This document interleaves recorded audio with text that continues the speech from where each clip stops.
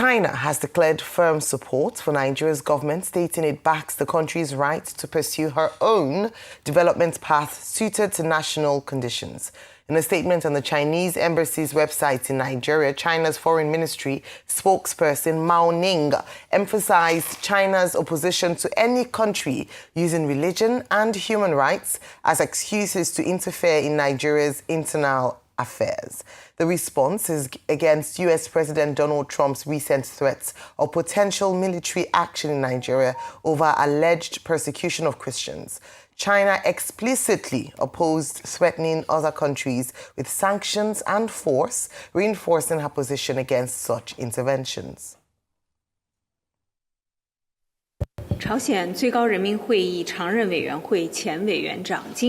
On Trump's threat of military deployment in Nigeria, Mandarin, as Nigeria's comprehensive strategic partner, China firmly supports the Nigerian government in leading its people on the development path suited to its national conditions. China firmly opposes any country using religion and human rights as an excuse to interfere in other countries' internal affairs and threatening other countries with sanctions and force. Still on this story, meanwhile, Minister of Information and National Orientation, Mohammed Idris, says President Bola Tinubu remains calm and is taking the situation very seriously.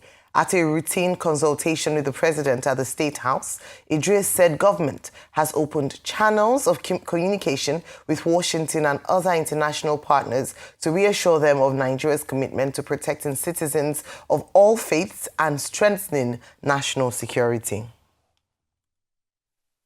It's a routine meeting that we always have with Mr. President.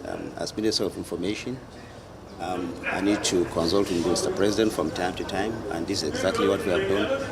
Of course, the issue of the U.S. threat also came up, and we discussed that extensively with Mr. President. Mr. President is calm. He's looking at the whole situation, and he's looking at ways and means of ensuring that the international community understands what Nigeria has been doing. Only last week or 2 weeks ago, Mr. President, in his own desire to rekindle the security architecture of the country, reinvigorated the hierarchy of the armed forces. A new chief of defense staff and other service chiefs were appointed. Now, this is all all the issues that came out of the United States. So that tells you that Mr. President has been working assiduously to ensure that Nigeria is a country that remains safer for all Nigerians to live in.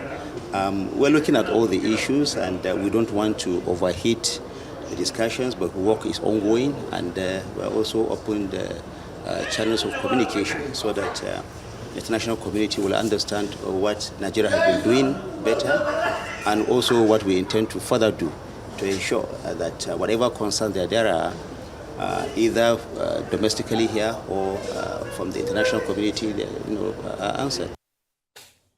And Nigeria's Minister of Foreign Affairs, Yusuf Tuga, has again dismissed claims by President Trump that the government is involved in religious persecution. Tuga says freedom of worship is guaranteed under the Nigerian Constitution and insists such acts are not supported by government at any level. Nigeria's constitutional commitment to religious freedom and rule of law. All the answers are in there. And this is what guides us. And this is what shows that it's impossible for there to be a religious persecution that can be supported in any way, shape, or form by the government of Nigeria at any level, be it federal, be it regional, be it local. It's impossible. And our laws are there, and all the answers lie in this. And what we are trying to make the world understand is that we should not create another Sudan.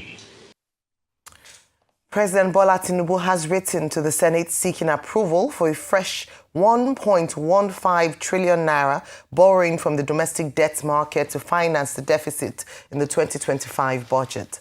The president's request for approval for fresh borrowing was contained in the letter read yesterday by Senate President Godswill Akpabio during plenary. According to the president, the proposed borrowing was aimed at bridging the funding gap and ensuring full implementation of government programs and projects outlined in the 2025 fiscal plan. In the letter, Tinubu stated that the loan request was in line with the Fiscal Responsibility Act 2007, which mandates National Assembly approval for all new borrowings by the federal government. This comes as the Senate yesterday resolved to conduct a full-scale investigation into the railway project executed under former President Muhammadu Buhari following persistent derailments, vandalism and mechanical failures on the Itakpe-Warri standard gauge rail line. Now to politics. 72 hours after announcing the suspension of the National Secretary and the 3 others and notifying INEC of the decision, there's celebration in the camp of the PDP National Chairman Umar Damagum-led National Working Committee and the Fintiri-led National Convention Organizing Committee. And Oyo State High Court has ordered the PDP to go ahead with its elective National Convention in Ibadan. Arise News correspondent Mary Chinda reports. The leadership tussle within Nigeria's main opposition party deepened as a federal high court earlier halted the planned convention, only for a new ruling from the Oyo State High Court, presided over by Justice A.L. Akintola, to clear the event for November 15th and the 16th, 2025. Justice Akintola's order followed a suit filed by aspirant for the position of the Deputy National Organizing Secretary, Folahon Adelabi, who sought clarity on the legality of the convention. The court directed INEC to deploy officials to observe proceedings. Further step towards repositioning the party and our upcoming convention. Embattled PDP National Chairman Umar Damagum had earlier reaffirmed the party's NWC's resolve to go ahead, saying no one can hold the party to ransom, while promising a transparent and credible exercise in Ibadan. In contrast, the PDP National Ex-Official Forum, in a statement signed by its chairman, Clement Faboyade, described the decision as a victory for justice and internal democracy. The Oyo State PDP chairman has also hailed the judgment, calling it a decisive step towards repositioning the party for the 2027 general elections. So we are happy. We are happy. And to tell the whole public, the convention, by the special grace of God, will go on as planned.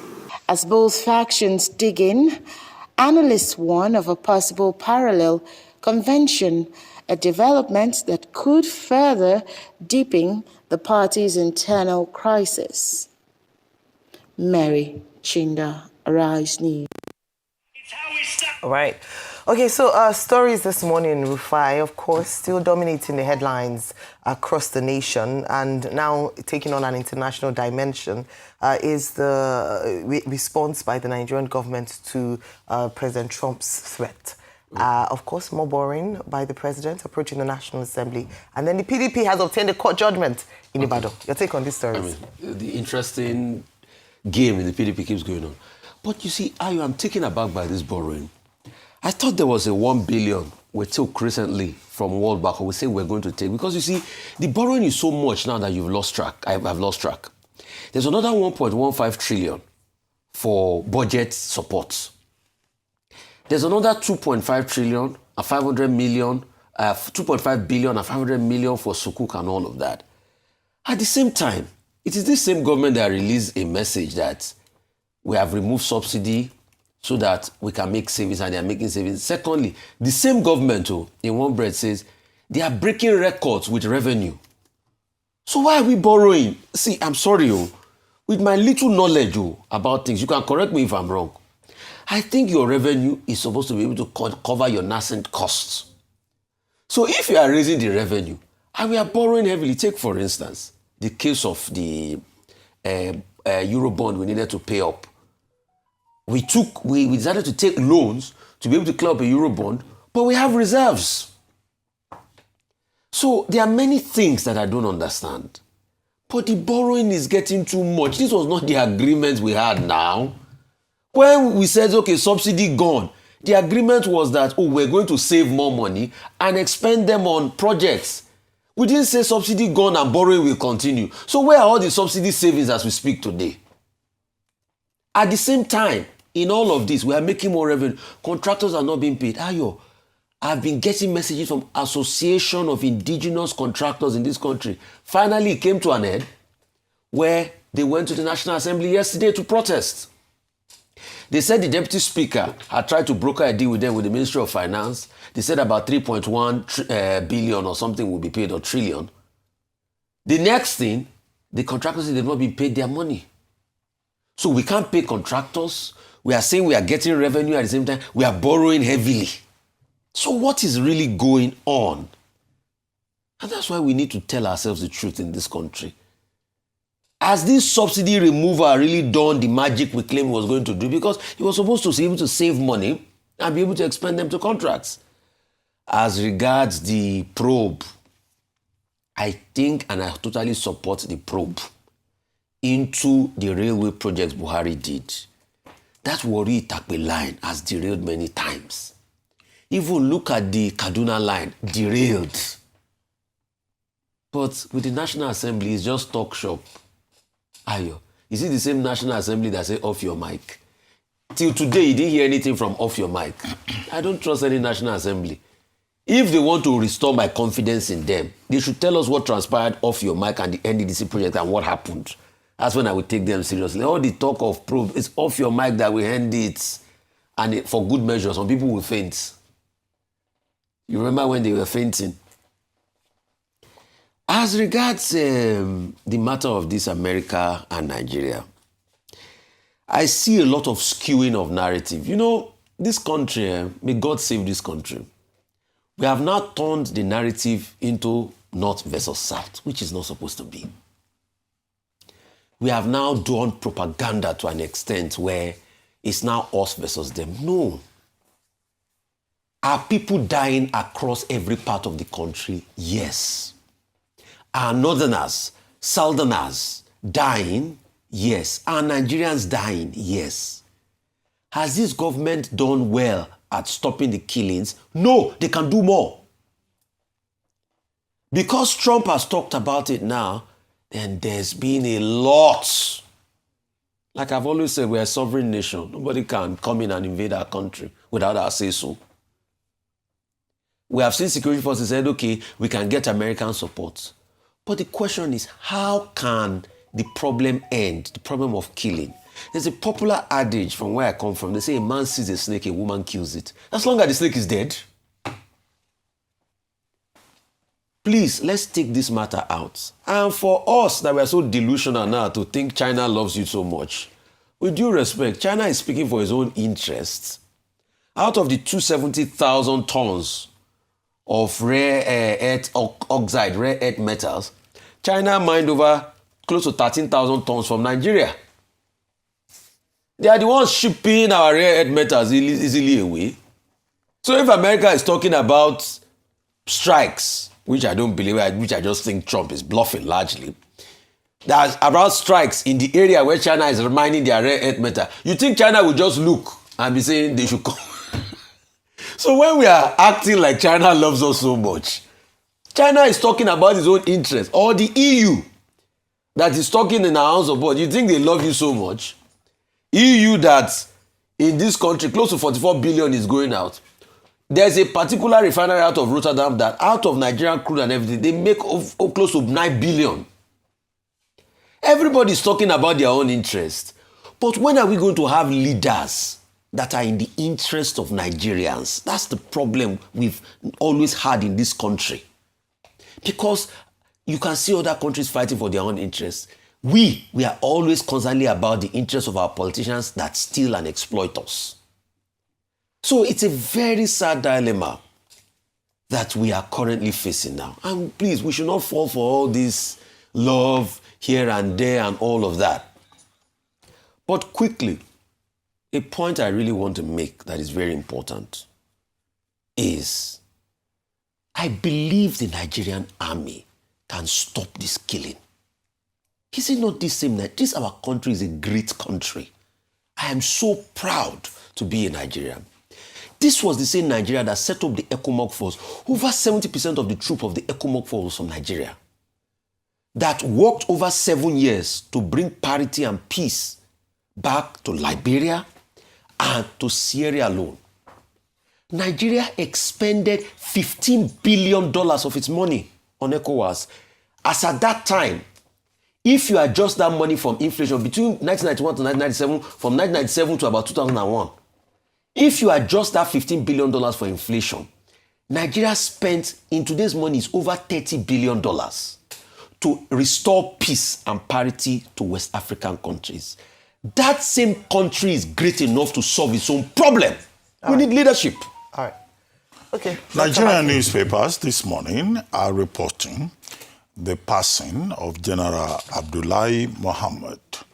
General Abdullahi Mohammed, the papers report, both online majorly, that he has passed at the age of 86. He was a distinguished military officer, dedicated public servant, and he served for the better part of his life Nigeria diligently, steadfastly, and with a great sense of patriotism. He was governor of, I think, Plateau State, Benue Plateau State, as it then was, 1976-1979. He was Director General of the National Security Organization, the NSO, before the name was changed and it became the National Security Agency, the NIA, the Nigerian Intelligence Agency. He was, I think, Chief of Staff to General, President Olusegun Obasanjo.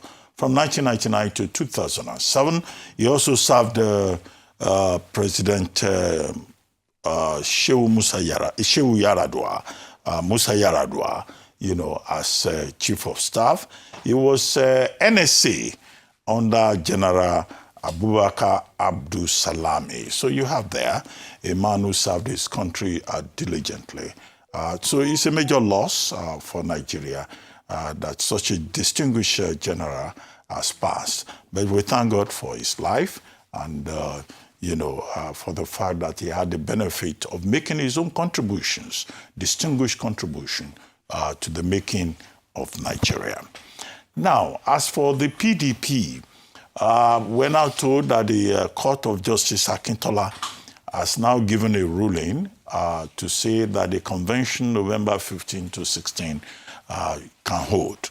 I had said, I think earlier this week, that the PDP can go back to the court, seek, go on appeal perhaps, ask for an affidavit of urgency for the ruling of the Court of Justice James Omotosho to be upturned. But what they have now done is to go to the Oyo State High Court. Now, some people just looking at it may say, this is like forum shopping. The courts are of equal jurisdiction.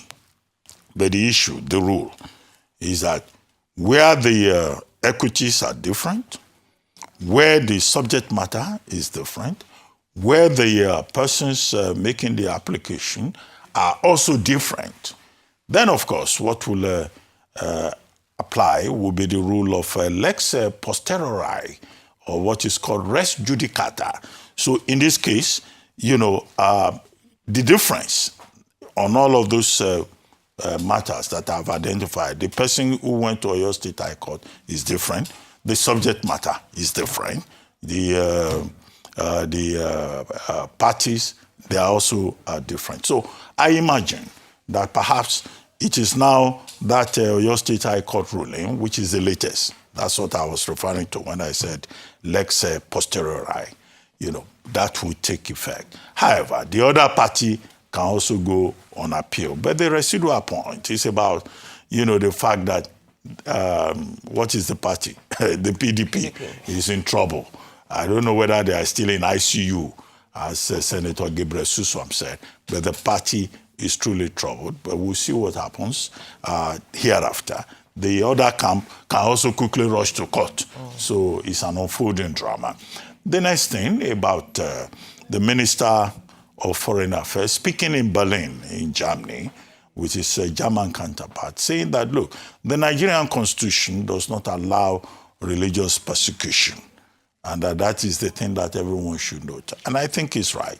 Section 10 of the 1999 Constitution says that there shall be no state religion in any part of this federation that is called Nigeria. Section 38 says, look, as a Nigerian, you have the freedom of thought, conscience, and belief. Section 39 says that you have the freedom of expression.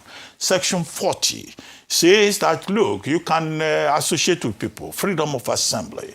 Section 42 says that there shall be no discrimination against anybody in this environment on the basis of faith, religion, or belief, or circumstances of birth. So he's very right to quote the Constitution. But you may then argue that, look, the reality is different. But I get the more important point that Minister Tuga was making, which is that, look, nobody should attempt to turn Nigeria into an equivalent of Sudan, where religion and tribal sentiments, prevail and determine relations within the country. However, the point to make is that religion, as well as ethnicity, are two of the major principal centrifugal forces in the Nigerian question, at the heart of the national question, often exploited by politicians when it is convenient for them. So, and that is why you find this, impression that, look, religion is a problem in Nigeria, and then the established Western, media mind, that, look, Nigeria is divided into north to south. After all, the ACF was here, the leaders, Board of Trustees, and they were saying, look, those categorizations are not just as exact. However, we face the challenge of the characterization by President Donald Trump. And now we have China coming forward and saying, look, the U.S. should not label Nigeria. We have the EU also supporting, the Nigerian government. Look, the rule in international diplomacy is to make friends and to pursue your own interests and to have allies within the international space. China is a major rival of the United States. So we'll be expecting too much if we think that China will take the same position as the United States when it comes to international relations. They're not taking the same position on Russia-Ukraine. It's not the same position on artificial intelligence. It's not even the same position that both countries take in terms of geopolitics. Now, America has tried to push back to say China cannot dictate their foreign policy. But I think it's a good development for Nigeria that we have China speaking up as a friend of Nigeria and saying, look, you cannot dictate to Nigeria as to how Nigeria runs its affairs. And the EU also, showing solidarity. After all, the other day, the EU just, approved some amount for pharmaceuticals, for local production in Nigeria. So it's good to see that Nigeria is not isolated, and that there are countries and regions that are willing to speak up against Trump's unilateralism, against Trump's hypocrisy, and Trump's mischaracterization of religious relations in Nigeria. So that's the context of that. Now, the Nigerian government says it's going to borrow, domestic borrowing, right? Yes. 1.5 trillion. The budget for the year 2025 is 59.9 trillion. Now, at the time, the government said there was a deficit of, I think, 1.1 trillion. Now, what the Tinubu administration is now trying to do is to fix that deficit by asking for 1.5 trillion domestic borrowing. And the Senate, having referred the matter to the committee level, says that this money will be used to pay local contractors. Now, the classical argument by people who know this subject much better, because it's their daily fare, is that, look, borrowing is not the problem. It is what you do with the money. And they argue, all these local contractors, we have had issues with these local contractors in this country. Local contractors are the problem that we have been discussing since Monday about, is it the NFF, Nigeria Football Federation, about the building of a stadium, either in Ugborodo or in Benin Kebbi. These contractors abandon the job. So who are these contractors who are to be paid? What we can ask for is transparency. What we can ask for is accountability. And also, the same Senate treating the matter says that the Senate of the Federal Republic, the representatives of the people, are now going to probe railway projects under General Muhammadu Buhari because of suspected lack of transparency and accountability. Maybe there is a lot more that they need to probe, not just railway projects, because what the Nigerian people are asking for is basically transparency and accountability. And accountability, even if they say they are borrowing, domestic borrowing 1.5 trillion that they want, we would like to know what they do with it. And what is the item by item content that this money will be spent upon, so that all of us, including those of us who sit here every morning raising questions, can follow item by item. And I think that the deck stuffs, the box stuffs at the desk of President Bola Ahmed Tinubu, so that he can allay the fears of people who say, borrowing all the time. And I agree with the view that we have even lost count.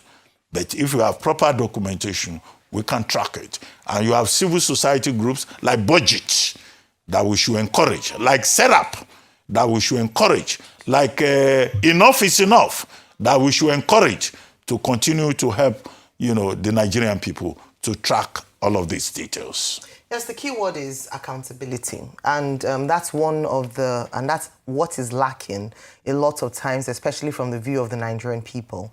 And also the trust as to whether or not the National Assembly, the Senate in this instance, will do its proper job of oversight and not just rubber stamp. What we've accused this 10th Senate of again and again is the fact that when it comes to oversight and checks and balances for the executive, it seems to not exist. And so what Nigerians are calling for, as Dr. Batu rightly mentioned, when it comes to borrowing to fund infrastructure, it's not bad for the economy. It's actually in good faith. However, the most important thing is that what the monies that are being borrowed is not used, corruption or looted or used for frivolous projects, but actually is used in wealth-creating projects so that the people of Nigeria can actually benefit. And so this is a call to the Nigerian Senate to ensure that due diligence is done, and also for the Nigerian people to keep an eye on the processes and ensure that when reports are released, we follow up on this. I think the challenge, of course, with probes, like has been mentioned for the railway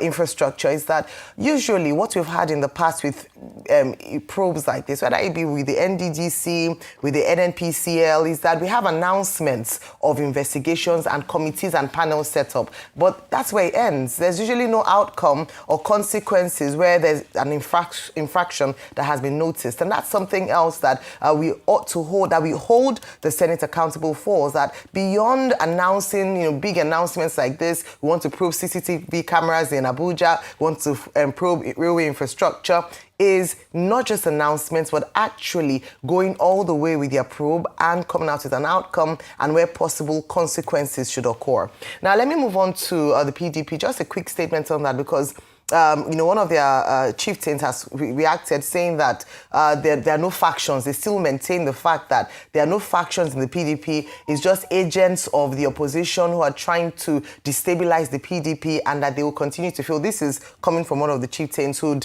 reached out this morning following the report by Mary Chinda, and saying that the PDP is on the way to victory and they have their acts together. But I believe that beyond, the statements from the PDP's quarters is the action. The taste of the pudding is in the eating. Is what we actually see. It's not what is being said. What will happen, time will tell. Whether or not the convention will happen.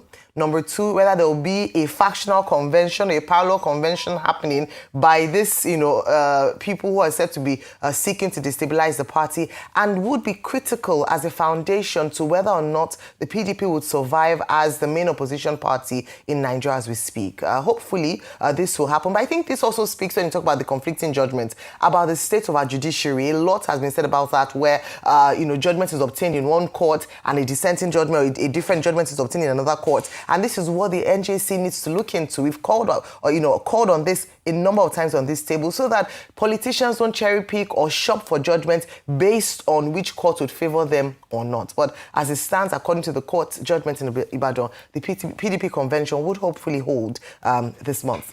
Now, finally, on the big topic that has been, and so very well so, is the response by the administration. The Minister of Information came out to say that the president is calm and he's not, elofo kombale, as he would say. That means that go and, settle down. No cause for alarm. That was what he had said earlier on during his campaign. But truly, there is cause for alarm. And this is not just based on the call from President Trump. It is actually based on the calls by many Nigerians, and has been echoed by a number of people. It is quite sad that it had to take an international voice for our own government to listen to us as to the incessant killings by terrorists, bandits, and also kidnappers. But the good news here is that finally, hopefully, action will be taken. A number of analysts have come out with solutions, what can be done, what ought to be done. I don't think it's a lack of ideas that's the challenge. It is the will to actually carry out what the options available to the government and the administration is. And with this push and pressure from the international community, perhaps Nigerians will begin to see reprieve from 15 years of terrorist oppression and killings on a scale that should be mind-boggling at the very least, in Nigeria. And so that's what we're looking forward to. The Minister Tuga has said that there's religious freedom guaranteed by the Constitution of Nigeria. We often say that it's not for a dearth of laws and constitutionally guaranteed rights in Nigeria. It is the implementation. Do we not have the constitutionally guaranteed rights to peaceful protests? Yet do we not see that being challenged on a daily basis? In the same vein, on a final note, if we talk about religious freedom, I make the case again for people of different faiths living in the northern areas where Sharia law persists. Can we ensure that their religious freedom, their right to religious freedom is upheld, so that we can continue to really speak about what the Constitution talks about? In the course of today's show, we'll have James Blue, we have Anieze Osakwe in Washington, D.C., who will be bringing us live updates based on the responses by China and the EU and, of course, the Nigerian government. So stay tuned.